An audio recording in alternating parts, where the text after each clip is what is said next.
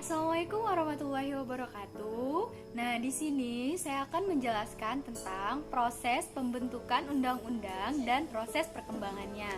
Nah, berdasarkan pasal 20 ayat 1 Undang-Undang Dasar Negara Republik Indonesia tahun 1945 atau biasa yang disebut dengan UUD 1945, kekuasaan untuk membentuk undang-undang atau UU ada pada Dewan Perwakilan Rakyat atau yang disebut kita sebagai DPR.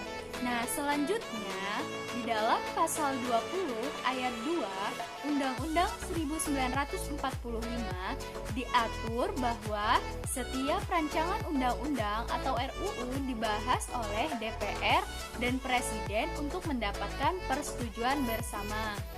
Nah, bagaimana sih proses pembentukan undang-undang tersebut? Proses pembentukan undang-undang diatur dalam Undang-Undang Nomor 12 Tahun 2011 tentang pembentukan peraturan perundang-undangan atau UU 12 2011 sebagaimana yang telah diubah dengan Undang-Undang Nomor 15 Tahun 2019 tentang perubahan atas Undang-Undang Nomor 12 Tahun 2011 tentang pembentukan peraturan perundang-undangan. Nah, kemudian di sini kita akan membahas tentang perkembangan undang-undang tersebut. Sekarang kita masuk ke bagian perkembangan undang-undang. Bagaimana sih perkembangan undang-undang itu? Yang pertama dimulai dari pergantian atau perubahan konstitusi, yang dimana perubahan konstitusi tersebut secara teoritik pergantian konstitusi memungkinkan pengaruh pada perubahan struktur pemerintahan negara. Nah, perubahan dasar filsafat negara, tujuan negara atau juga kebijakan negara tersebut. Nah, kemudian dilanjutkan oleh BPUPKI atau Badan Penyelidik Usaha-Usaha Persiapan Kemerdekaan Indonesia yang di dalamnya menyangkut tentang Dotkuritsu Zundi Kosakai. Anggota dibagi habis dalam beberapa bunkakai dan satu panitia hukum dasar. Panitia hukum dasar mempunyai 19 anggota yang diketuai oleh Insinyur Soekarno. Kemudian pada tanggal 20 Mei sampai 1 Juni 1945 membahas tentang dasar negara. Kemudian pada tanggal 10 sampai 17 Juli 1945 membahas bentuk negara, wilayah negara, kewarganegaraan, rancangan undang-undang dasar, ekonomi dan keuangan, pembelaan dan pendidikan serta pengajaran. Kemudian adanya suatu PPKI. Meskipun dibentuk pada tanggal 7 Agustus 1945, namun baru bersidang setelah proklamasi kemerdekaan, yaitu pada tanggal 18 sampai 22 Agustus 1945.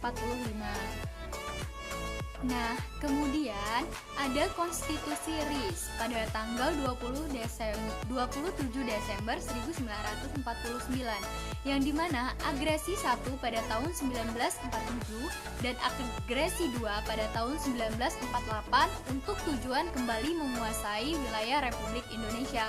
Kemudian ada tahapan konferensi meja bundar yang terjadi pada tanggal 23 Agustus sampai 2 November. Kemudian konferensi ini dihadiri oleh perwakilan pemerintahan Republik Indonesia serta perwakilan pemerintahan Belanda dan Komisi Perserikatan Bangsa-Bangsa untuk Indonesia tersebut. Nah, dalam KMB ini atau konferensi meja bundar ini telah disepakati 3 hal. Yang pertama, mendirikan Negara Republik Indonesia Serikat atau RIS, yang kemudian penyerahan kedaulatan kepada RIS, kemudian mendirikan Uni atau RIS dengan Kerajaan Belanda.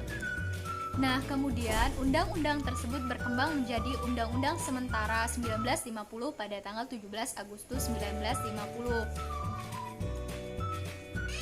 Kemudian setelah itu terjadilah Undang-Undang 1945 pasca Dekret Presiden 1959. Nah, setelah terjadinya Dekret Presiden serta banyak sekali. Nah, struktur Undang-Undang 1945 setelah pemberlakuan kembali 1959. Kemudian setelah berbagai konflik yang terjadi dan berbagai masalah atau kendala yang terjadi, barulah praktek ketatanegaraan sekitar Dekret Presiden hingga menjadi Undang-Undang 1945 yang sah dan utuh.